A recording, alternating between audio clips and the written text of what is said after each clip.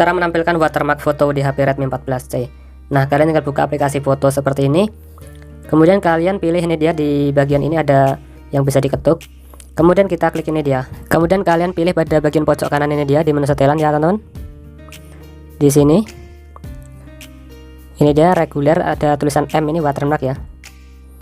Lalu kalian pilih apa yang akan kalian setting, misalnya seperti ini. Dari yang awalnya mati kalian ubah ke reguler atau roll film, ataupun saya pilih reguler aja. Nah, di sini ada pilihan tambahkan info waktu di foto dan nama perangkat, atau custom, misalnya foto by Doni atau by siapa, seperti itu. Saya atur aja watermark seperti ini, nama perangkat dan waktu ya.